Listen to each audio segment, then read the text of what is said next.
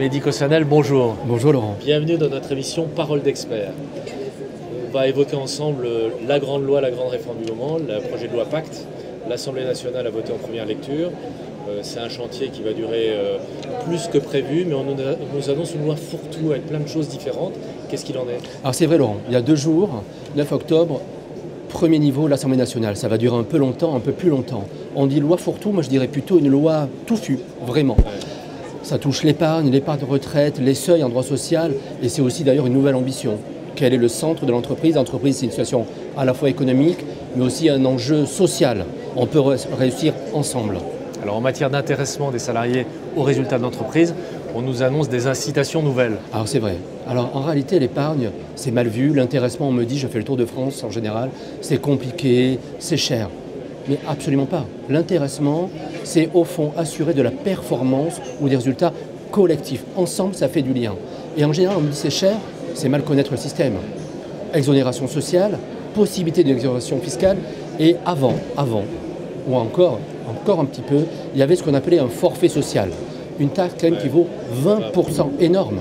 En 2009, vous en souvenez, 2%. Pendant l'été 2012, on multiplié par 10, 20%. J'avais annoncé que ce serait la récession de l'intéressement.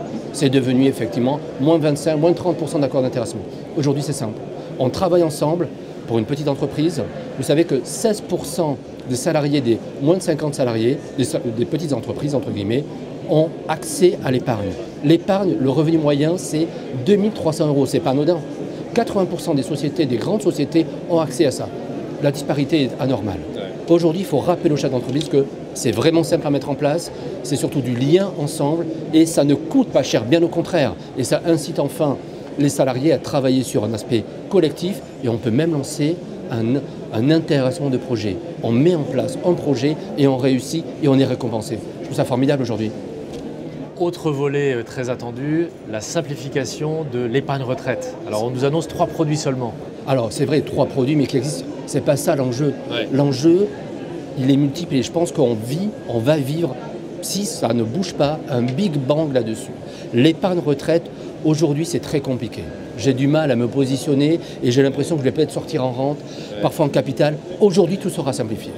Aujourd'hui, demain, mais demain c'est très vite. Ouais. Et surtout, on pourra porter chacun, et ça c'est formidable, les aimants entre chaque actif et peut-être probablement transférer.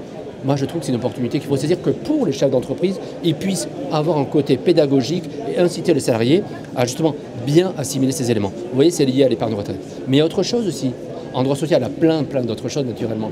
Mais il y a l'effet de seuil. Ouais. Quand je rencontre des chefs d'entreprise, on me dit c'est trop compliqué, ça va me coûter cher si je grandis. Qu'est-ce qui va se passer? Aujourd'hui, il y a, je crois, à peu près 49 niveaux d'effectifs. C'est énorme. Pour une meilleure compréhension, on aura 11, 50, 250 salariés.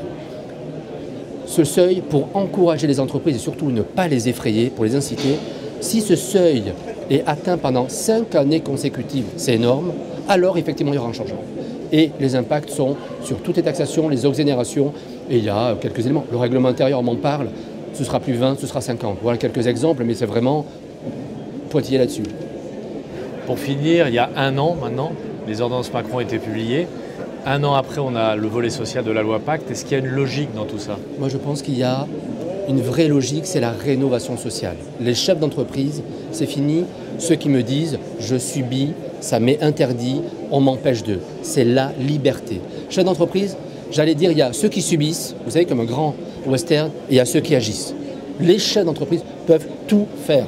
Ils peuvent mieux embaucher, ils peuvent organiser leur temps de travail comme ils veulent, lié à leur activité. Un exemple, le nombre d'heures supplémentaires, les majorations d'heures supplémentaires. Ils peuvent sécuriser les ruptures, ils pouvaient déjà sécuriser le temps de travail.